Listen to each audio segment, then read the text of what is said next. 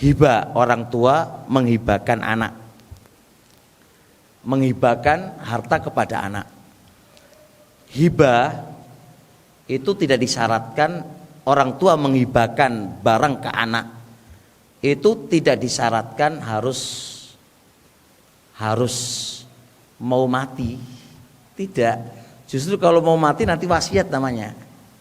Jadi hibah itu perbedaan hibah dengan wasiat.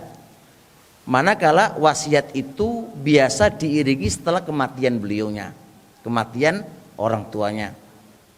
Kemudian hibah itu biasa dilakukan manakala dia itu sehat.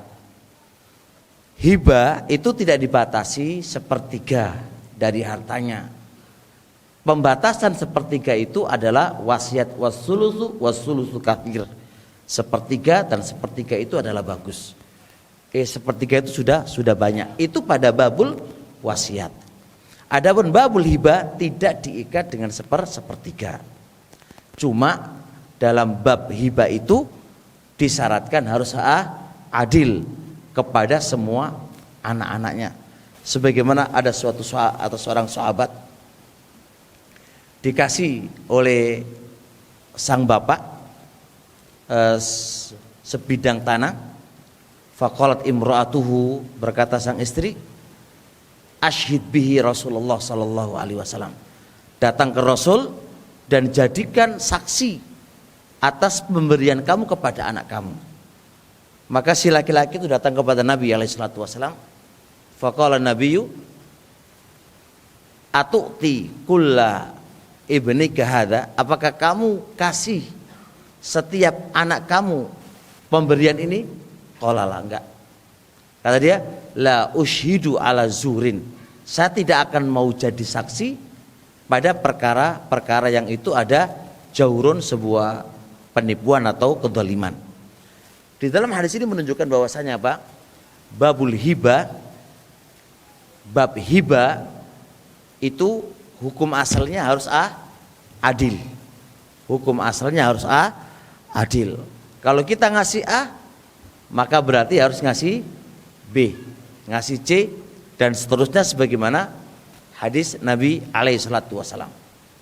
Nah, pemberian tadi teman-teman semuanya itu terkadang harus dirinci dengan rincian kullu waladin, setiap anak itu sesuai dengan kebutuhan.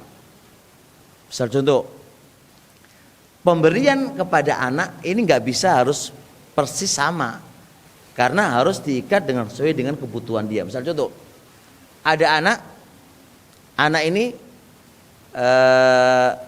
dia gemuk ya, gemuk. Satu lagi anaknya kurus. Apakah Anda memberikan pakaiannya, menjahit pakaiannya panjang lebarnya sama? Enggak, sesuai dengan kebutuhan. Masalah makan, anak ini makannya satu piring, yang satu 2 piring. Apakah Anda bikinkan 2 piring semuanya, 1 piring semuanya? Enggak, sesuai dengan kebutuhan. Contoh lagi, ada anak ini kuliah, yang satu enggak kuliah. Apakah kita memberikan anak kepada yang enggak kuliah dengan yang kuliah sama? Enggak.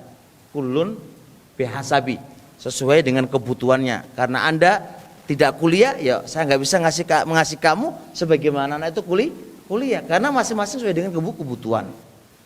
Jadi ini pemahaman seseorang terkadang salah.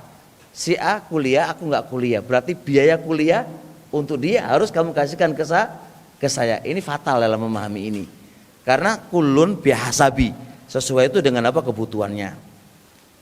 Bisa dipahami? Nah, ketika di luar kebutuhan yang itu adalah kebutuhan doruri, di luar kebutuhan doruri, kebutuhan apa namanya, kebutuhan yang urgent ya, maka berarti harus adil, harus adil. Bisa contoh, anak ini sudah makan ini satu piring, dah, adil ya, masing-masing ada nasi. Kemudian yang satu ini kan ada kerupuk. Berarti kan kerupuk ini apa?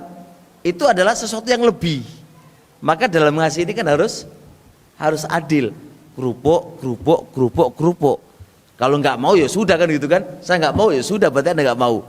Memberikan lauk juga harus adil. Tet. Itu namanya adil. Nasinya sesuai dengan porsi.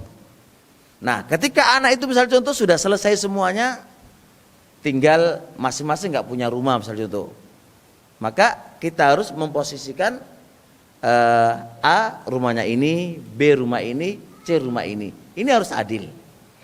Bagaimana cara adilnya? Ya tinggal dinominalkan. Ini kalau diuangkan sekian, ini yang dekat jalan harganya sekian, yang jauh jalan harganya sekian. Nah itu dinominalkan. Biar kelihatan adil antar satu dengan yang lainnya. Ini manakala dia bukan kebutuhan yang daruri, kebutuhan primernya dia, ya, tapi kebutuhan yang taksiniat, yang tidak daruriyat gitu, nggak apa-apa. Nah, ini yang harus dipahami oleh kita semuanya terkaitan dengan babul hibah. Mungkin ada pertanyaan seperti ini.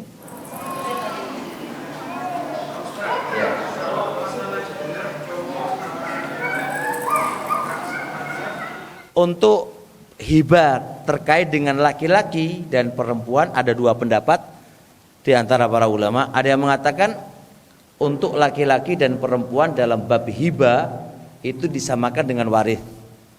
Berarti laki-laki lebih banyak daripada perempuan. Pendapat yang kedua itu disamakan, tidak ada perbedaan.